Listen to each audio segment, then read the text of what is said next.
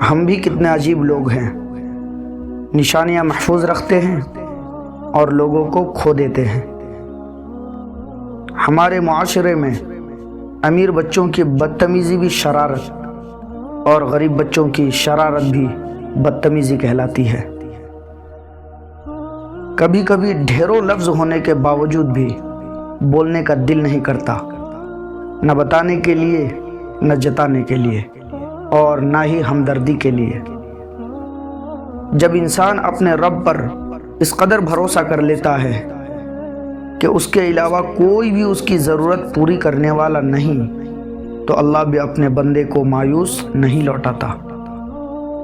رکاوٹوں اور مشکلات کے لیے پریشان مت ہو، ان کے پیچھے بہت حکمتیں ہیں۔ یہ آپ کا راستہ نہیں روکتی، بلکہ بہترین راستے پر لے جانے آتی ہے۔ دشمنی تم جم کر کرو، لیکن یہ گنجائش رہے کہ جب کبھی تم دوست ہو جاؤ تو شرمندہ نہ ہو۔ اگر گھر میں تینوں وقت کا کھانا بن رہا ہے، مہمان بھوکا نہیں جا رہا، ضرورت مندوں کی مدد ہو رہی ہے اور اولاد کو تعلیم مل رہی ہے، تو اللہ کا شکر ادا کرے کہ آپ امیر ترین انسان ہیں۔ جہاں انسان کے صبر کی آخری حد ختم ہونے لگتی ہے، پھر وہی رب فرماتا ہے کن، پھر ہر ناممکن ممکن ہو جاتی ہے۔ بات نیت کی ہوتی ہے صاحب، کوئی کعبے سے بھی خالی ہاتھ لوٹتا ہے اور کوئی گھر بیٹھے رب کو پا لیتا ہے۔ بات تو کردار کی ہوتی ہے صاحب، ورنہ قد میں تو سایہ بھی بڑا ہوتا ہے انسان سے۔ دنیا بڑی عجیب جگہ ہے میرے بھائی، جب تک چلنا نہیں سیکھا ہوتا تو کوئی گرنے نہیں دیتا، اور جب چلنا سیکھ لیا تو قدم قدم پر لوگ گرانا چاہتے ہیں۔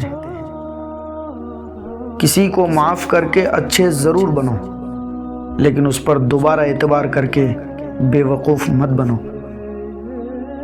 اگر میرا علم مجھے انسان سے محبت کرنا نہیں سکھاتا تو ایک جاہل مجھ سے 1000 درجہ بہتر ہے۔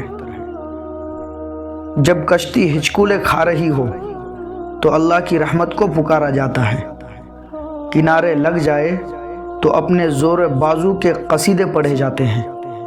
بہت کم انسان ایسے ہیں جو اپنے حاصل کو رحمت پروردگار کہتے ہیں۔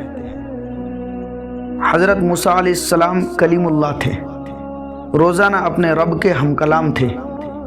ایک دن حکم ہوا کہ موسیٰ جاؤ، اپنے سے کمتر کو تلاش کر کے لے آؤ۔ موسیٰ علیہ السلام نے حکم خداوندی سے ساری کائنات چھان ماری، لیکن اپنے سے کم کسی کو نہ پایا۔ شام کو خالی ہاتھ لوٹے اور اللہ پاک نے فرمایا، اے موسیٰ، اگر آپ ایک بکری کے بچے کو ہی لے آتے تو ہم آپ کو نبوت سے محروم کر دیتے۔ کسی کو اپنے سے حقیر نہ سمجھو، کیونکہ اللہ ہر کسی میں کوئی نہ کوئی خوبی رکھی ہے۔ اگر کسی انسان کو تمہاری وجہ سے تکلیف ہوتی ہے تو تمہارے سارے سجدے بیکار ہیں۔ سب سے خطرناک ناراضگی وہ ہوتی ہے جس میں آپ اس شخص پر جتاتے نہیں کہ آپ ناراض ہیں۔